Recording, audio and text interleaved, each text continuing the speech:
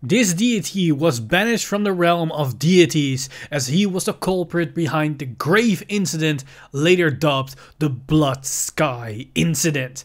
Now sent to the world of man, stripped of his powers by the magical inspector chains created by the deities that forsaken him. But this wolf hasn't lost his tricks as he soon teamed up with the traitorous Shadow Paladin agents to disappear from the world.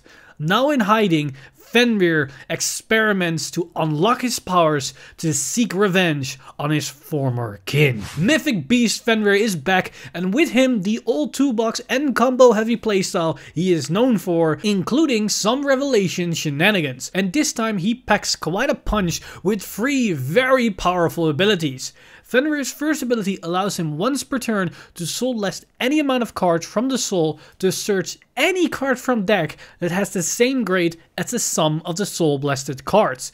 This allows Fenrir to tutor for any card from the deck as long as it has an equal graded card in the soul, or can make that number by adding multiple cards together. This is an incredibly powerful skill as it allows Fenrir to search for the right card for the right situation, no matter the amounts of copies you run of that card, which makes the deck inherently more consistent than any other deck.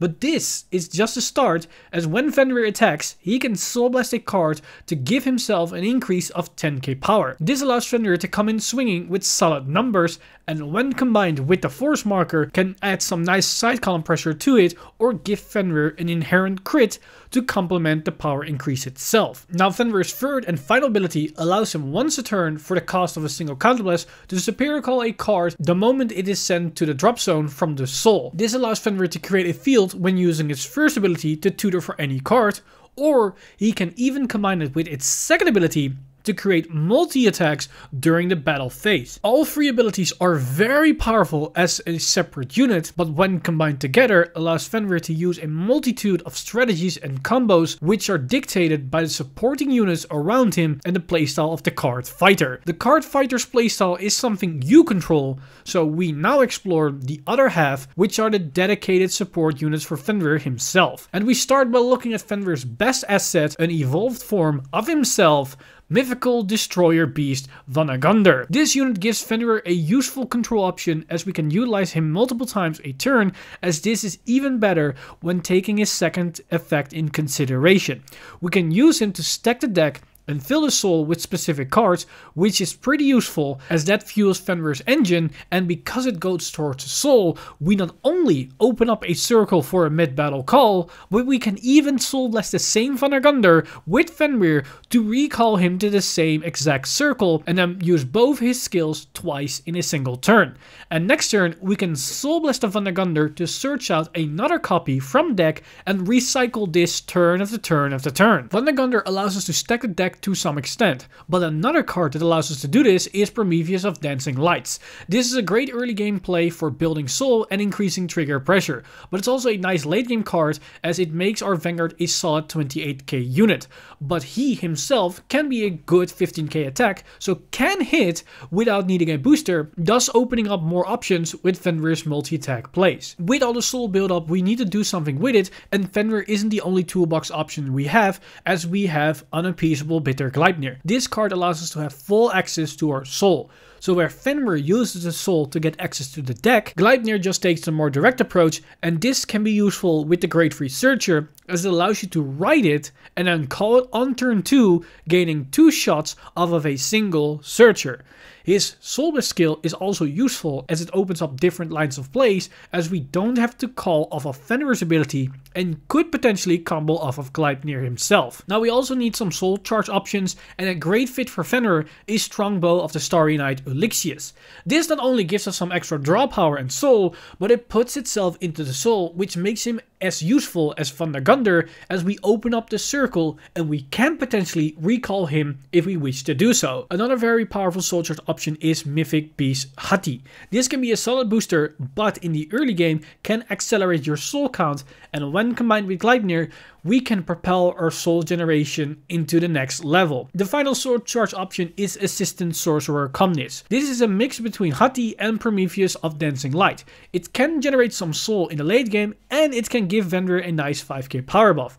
But it also is a very powerful right target, as it just generates resources as we add a new card to our hand, and we can put a card into the soul that can either be fetched with Gleipnir or can be used to search out a specific card from deck with Fenrir. Now, as you might have noticed, we have a lot of cards that generate soul and not that many that use it, and even Vanguard and Gleipnir generate more soul than they themselves consume. So that already tells us we have way more than enough soul than we ever need. In Fenrir's case, we don't necessarily need the soul to pay for cost themselves, but more to enable our toolbox.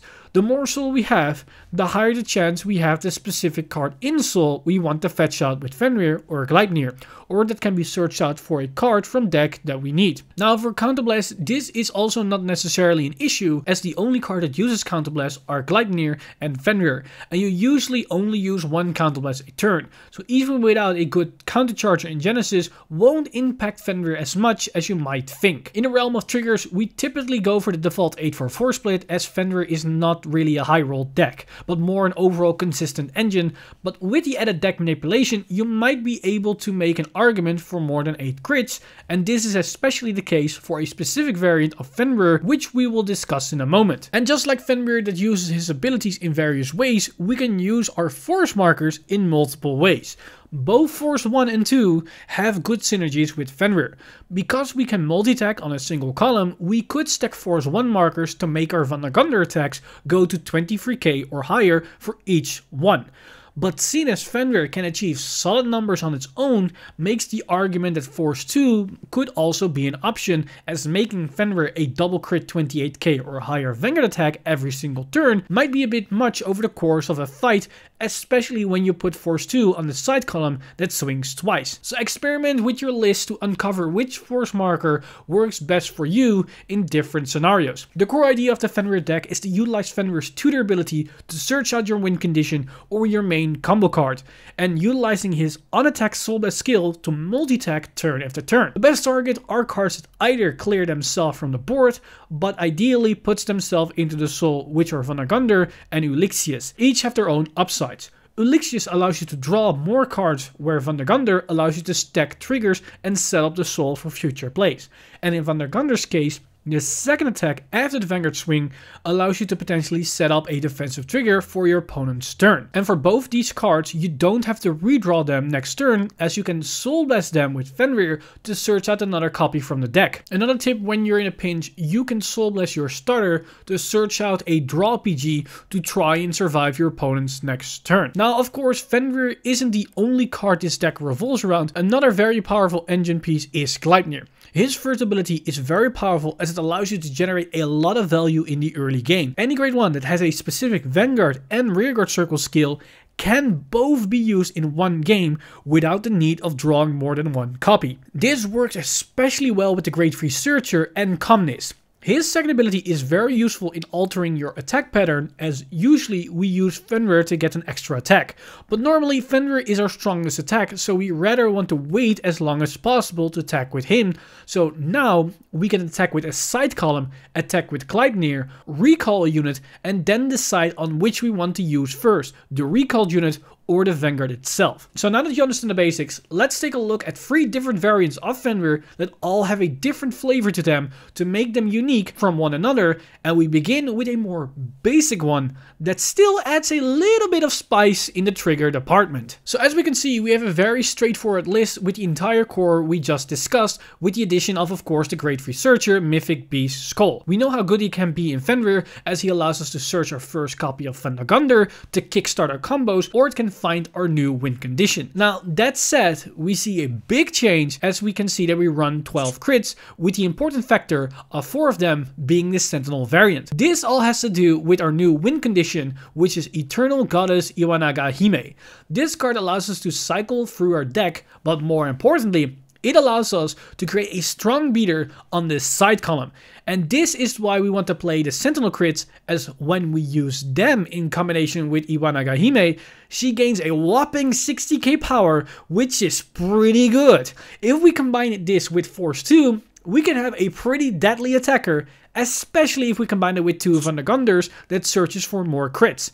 And setting this up is really easy, as we can use the Great Free Searcher to search her out of the deck, and combined with Gleipnir gives us enough ways to guarantee that she will be in our hand. But if need be, we can just search her out with Fenrir.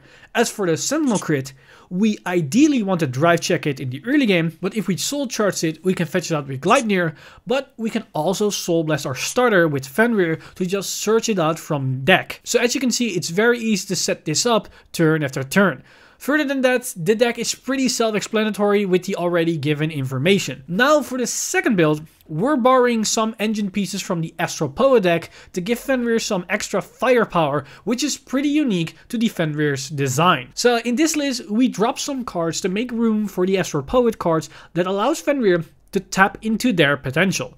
First one is the old Uranus, Gleaming Lord Uranus. This is here solely as a rearguard unit to create force markers. The nice part about him is that he has an unplace effect, so if we soul charge him, we can call him mid-battle. So we can create a force marker on our Vanguard circle the moment we attack with the Vanguard, which might catch some players off guard if they didn't calculate for that option. As for the other two cards, we have Brackrux of Stratification. This is a nice grade 1 right target to fetch our pretty good grade 2, but even as a defensive unit helps Fenrir as it gives more fuel for both its skills. And lastly, we have Arcturus of Fervent Will. This is another powerful unit that accelerates our force markers to increase our overall attack numbers. Arcturus' first effect is useless for Fenrir, so we use her as a generic Soul Blast fodder. Even though we need a Uranus in our hand to use her full effect, that won't be the biggest issue for Fenrir, as we can search him out whenever we want, so we can always fulfill for her condition. The idea behind this new addition is to accelerate our Vanguard's force markers,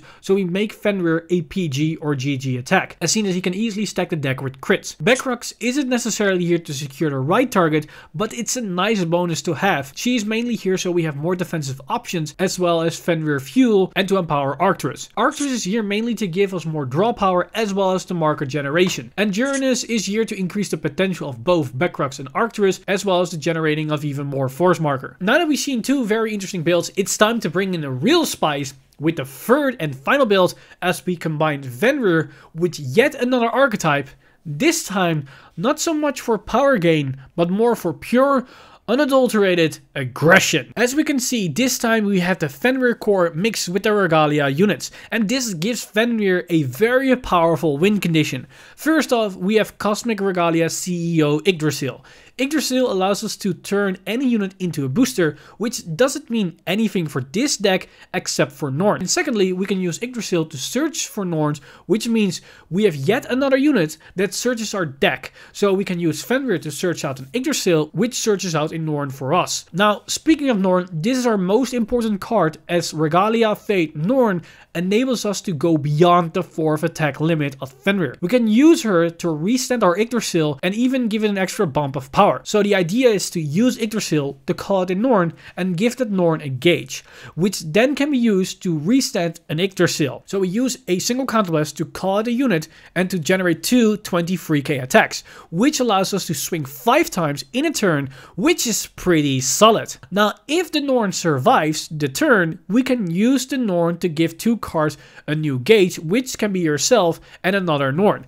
And this is where we get into a very interesting situation, as we can actually increase the number of attacks from 5 all the way up to 7. In order to achieve this, we need to have an Yggdrasil in the soul and a Norn in our hand or on the board. We can get the Yggdrasil in the soul with either a random soul charge or by putting it there with the help of a turn 1 Comnis. We then use Fenrir to search out the second Yggdrasil and use her to call the second Norn. We also need to use that Norn's ability to give the other Norn a gauge if it doesn't have one. Now, as for the attack pattern, you first attack with the random unit in front of the Norn, then attack with the Vanguard to Soul Blast and recall the Yggdrasil to the column with the still standing Norn. And now you can proceed to attack 2 times with both side columns for at least 23k, not including force markers and triggers. The deck heavily relies on that combo or any of its variation to win the game. This build is also way more counterblast heavy, so be careful when blowing your resources and take it easy sometimes when your opponent is taking a more slower approach. As we've seen, Fenrir has a lot of different build options, and this has to do with the fact that almost the entire deck is searchable, which means multi-card combos are easily splashable for Fenrir, as he can easily make them consistent with his own engine. So without a doubt, this isn't everything for Fenrir, as we have so more options. A great way to potentially upgrade the Regalia list is the inclusion of 2 copies of Oracle Queen Himiko. You can search her out with Fenrir and basically set up a kill turn with a restandable 4 crit Yggdrasil, or maybe even 2 restandable Yggdrasils that both swing with double critical, including the Vanguard. Another interesting alternative is Phosphorus of Auspicious Light. This grade 2 allows us to make a stronger side column, which are Fenrir's weaker side, not counting specific win condition. But speaking about them, most of them rely on grade 3s, so that makes Phosphorus a great right target, as it can help you search for them while building up the necessary soul you need for some of them. And finally, I want to talk about a grade 1 Japanese promo, which is White Brush Witch Arctic. This is a great grade 1, which most likely will replace Calmness, as it fulfills the same roles, but the deck manipulation is just a tad bit better, as well as the fact she generates more power and even on multiple turns over the course of a single game. And luckily she is a confirmed promo inclusion in the Clan Selection Plus set, so definitely try to get your hands on her once the set drops earlier next year. Mythic Beast Fenrir is a cunning creature, and this is reflected in his playstyle and deck building. Fenrir is a really flexible unit that can take elements of other archetypes and engines and take it as its own. This trait and the toolbox nature of its core cards allows Fenrir to be a very versatile and flexible deck that's bound to pop up throughout the years. And that wraps up this deck spotlight. Now keep in mind, the information presented in this video is just the bare basics, so try to evolve your personal deck and experiment with other cards that the clan has access to. If you're interested in more content like this deck spotlight, then check out this playlist, where we also talk about other main VR boss units from VBT12, Divine Lightning Radius, as well as all the other previous VR units from the V era itself. This video was possible thanks to our awesome Patreons over at patreon.com/VanguardInsider. You guys are amazing. If you do want to support the channel or everything that's happening on the channel, you can simply go to patreon.com/VanguardInsider and become a Patreon today. But with that said, I'm Mr. Time Leap, and I see you guys in the next one!